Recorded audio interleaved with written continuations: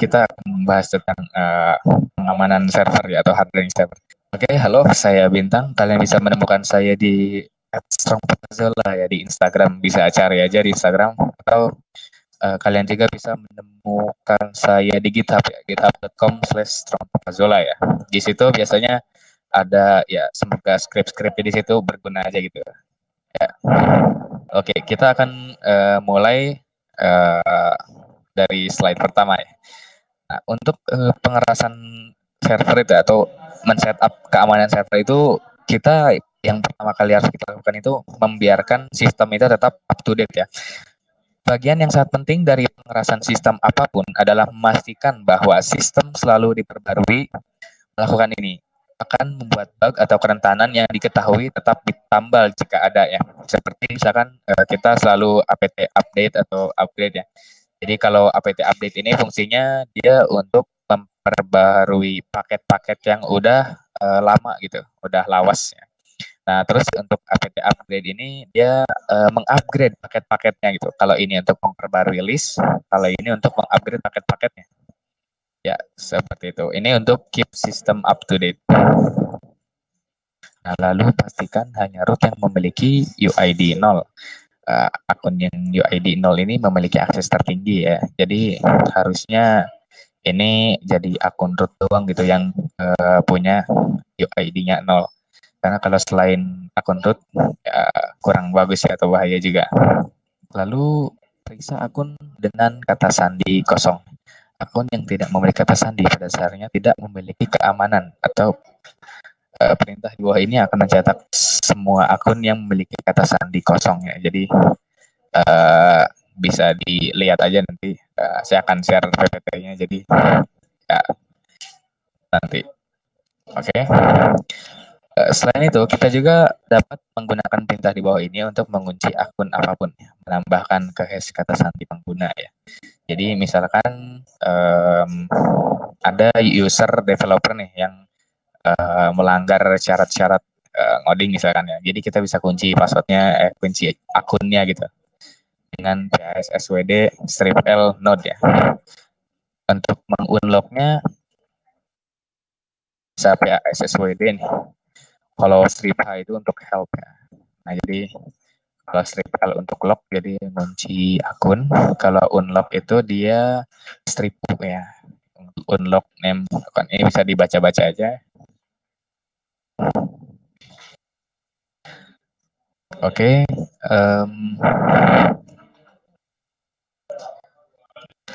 Konfigurasi sudo ya. Sudo memungkinkan pengguna biasa untuk menjalankan perintah dalam konteks yang lebih tinggi. Ini pengguna biasa dapat menjalankan perintah yang biasanya terbatas pada akun root. Seringkali ini adalah cara ideal untuk membuat konfigurasi sistem atau menjalankan perintah yang ditinggikan ya, tapi bukan dengan akun root. Jadi di sini kita kalau mau ngakses perintah yang tinggi, ya misalkan kayak apt install apa gitu, nah itu kan biasanya harus pakai akun root ya. Nah di sini kita bisa setting sudo, jadi misalkan ini untuk semua grup www atau ini kita bisa setting user ya. Dia dapat mengakses dari mana saja ya al, terus mengakses user mana saja ya al juga tanpa password. Jadi sudo apa gitu tanpa password. Nah, terus programnya apa gitu. Jadi misalkan kita bisa cat apapun itu di semua sistem kayak. Jadi kan ini dia dapat menjalankan perintah kayak root gitu, tapi hanya terbatas itu paket-paket apa aja yang boleh ditinggiin. Oke. Nah, lalu IP tables ya. Pada dasarnya IP tables itu firewall sistem operasi ya di Linux. IP tables ini sangat kuat dalam mengontrol lalu lintas jaringan yang masuk dan keluar dari server. Jadi di sini bisa dilihat ada IP tables, strip A, append ya, strip append, input, protokol TCP, sama ini M-nya juga TCP, port 80, step neo atau establish ya, dengan action step ya. Mungkin kayak kita ini membuka port 80 dan port 22 ya. Jadi misalkan kita punya service Apache dan port SSH ya. Jadi misalkan ada aplikasi yang membuka port secara diam-diam. Nah, ini bisa dicegah pakai IP tables ya. Caranya bisa dilihat di sini. Nah, terus ada nonaktifkan root login. Konfigurasi ini akan membatasi SSH hanya untuk pengguna selain root. Jadi di konfigurasi SSH ya, di /etc ssh sshd nanti ada nih, kita akan tunjukkan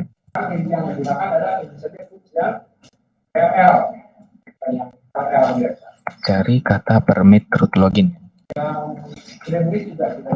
Nah, ini kita ubah jadi no ya, tapi sebelum itu kita harus bikin user baru dulu ya. Nanti malah nggak bisa di SSH gitu kalau kita matikan tanpa menambahkan user baru. Oke, lalu izinkan pengguna tertentu. Dari sini akan memungkinkan Anda menentukan pengguna mana yang dapat masuk ke layanan SSH.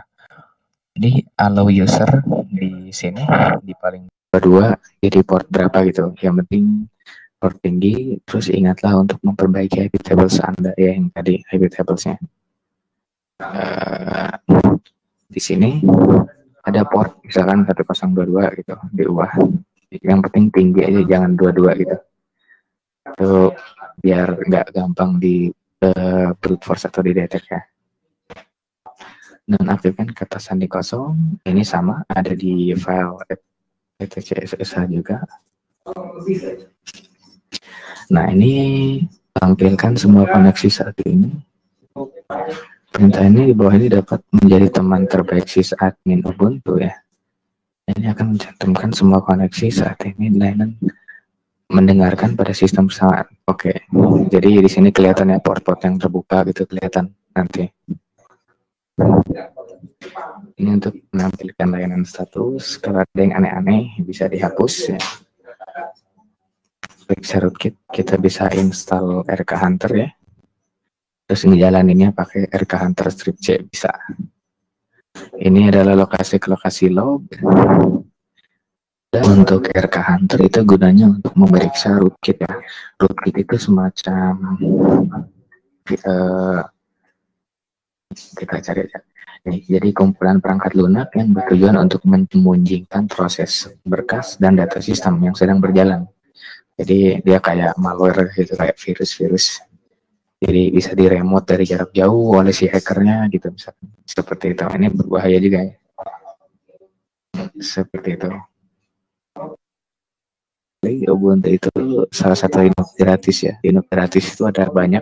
Ini akan coba saya tunjukkan ya.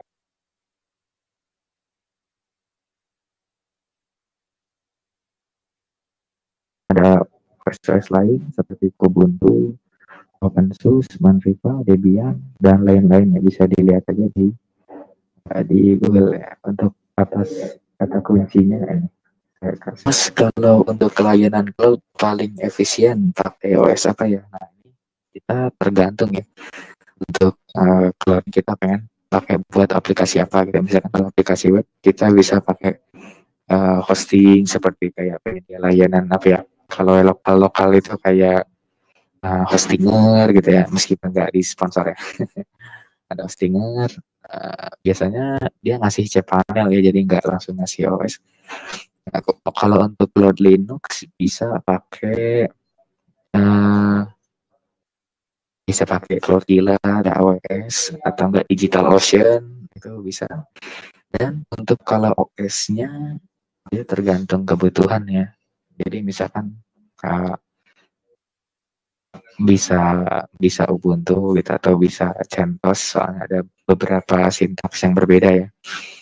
Nah, itu pilihan masing-masing sih kalau untuk OS. Soalnya Linux pada dasarnya dari Unix juga gitu. Jadi sama lah seperti itu. Iya, ada satu lagi. Misalkan kalian memegang banyak server nih misalkan ya. Server kalian banyak. Terus bingung monitoringnya itu gimana. Nah, kalian bisa gunakan mon.sister.my.id ya. Nanti di sini bisa ini masih develop ya. Jadi masih belum jadi. Mungkin akan ke depannya bisa dicek secara berkala aja.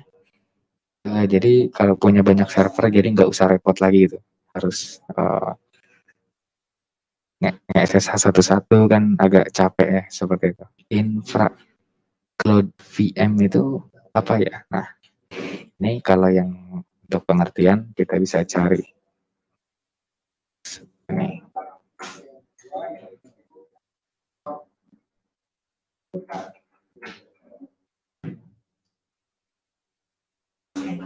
ya, di virtual machine merupakan server dengan teknologi komputasi awan ya. Cloud computing server, hasil perpaduan antara layanan di cloud dengan Vultr merupakan salah satu provider. Ini provider dia ngasih pengertian di sini. Kayak Digital Ocean gitu provider juga masuknya. AWS namanya dia perlu OS apa gitu. Kalau nah ini nih CentOS versi 7. Kita hanya support CentOS versi 7 gitu.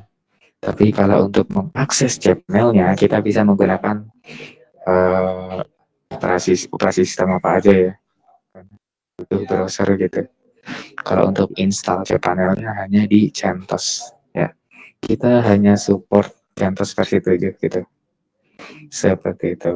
Keunggulan dari OS Linux itu apa aja ya? Kalau kita searching ya, ada banyak ya. Ada satu gratis, oke. Okay? Itu kelebihan Linux ya gratis. Terus memiliki keamanan yang unggul dari OS sebelah ya, jendela, oke. Okay. Terus kinerja ringan dan spesifikasi yang minimal itu Linux ya. Banyak tools counter security, ribet install driver, banyak varian gitu. Varian rasa distro itu banyak, ada Ubuntu, Red Hat, ada Kali Linux, Parrot Security OS. Kalau buatan Indonesia ada Belangkon kalau nggak salah, ya cari aja Linux Belangkon kalau nggak salah ada, atau nggak Linux Garuda yaitu buatan Indonesia juga, bisa di search, ketikan lagi. Itu dari GUI ya, atau Graphical User Interface. Mengapa pakainya Ubuntu bukan yang lain? Ini pilihan masing-masing ya sebenarnya. Jadi Linux itu sama aja ya. Jadi kalau saya pilih Ubuntu karena perintahnya mudah sih menurut saya. Daripada yang Red Hat atau CentOS gitu. Lebih mudah untuk ini menurut saya. Nah, menurut kalian itu bebas ya. Yang ada Agus Henry. Saya masih awam baru mendengar istilah jelaskan. Saya hanya Windows apa silahkan mulai dari mana. Untuk penjelasan mulai dari mana, kita bisa coba kata kunci ya. Itu bisa kata kunci dari belajar Linux ya. Linux, Ubuntu paling mudah sih soalnya. Nah, di sini ada banyak tutorial ya. Di YouTube juga ada banyak. Jadi ya enak lah. Jadi kita bisa belajar dari basic-basic perintah Linux gitu. Ya untuk Pak Bis Henry. Pertanyaan di Putri Indah Sukmawati, apakah ada keunggulan tersendiri dari VM Cloud? Ini ada ya. Keunggulan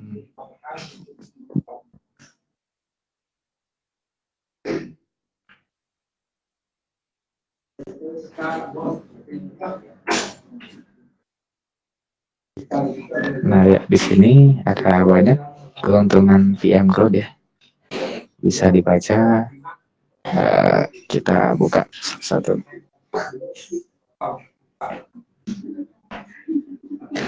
Nah, ini cost per up-nya dari harga ya.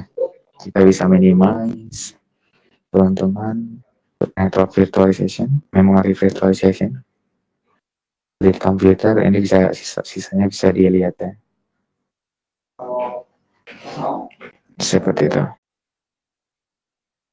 Jadi pertama saya buka CMD yang mana SSH server yang ada di awan ya. Ya, seperti itu. Kita login dan ini udah masuk ke cloud. Kalau kita buka, misalkan web ya, sister.my.id.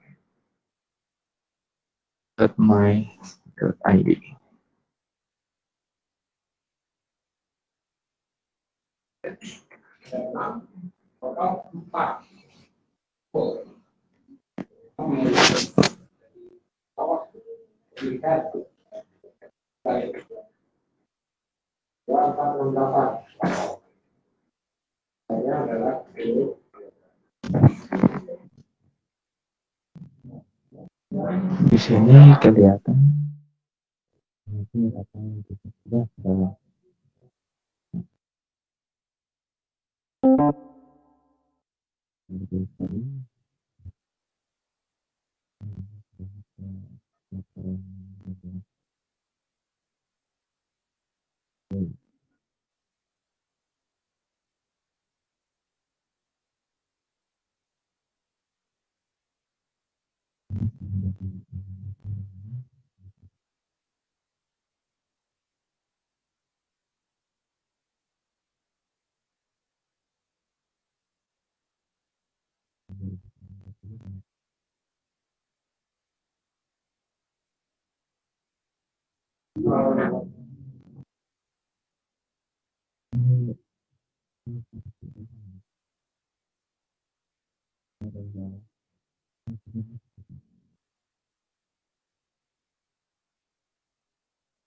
Kubernetes adalah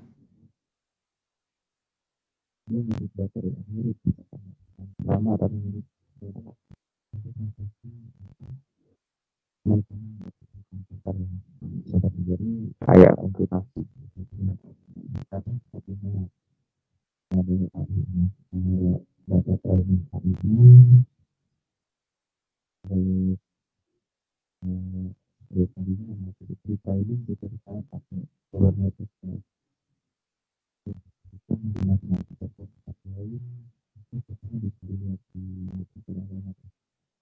tutorial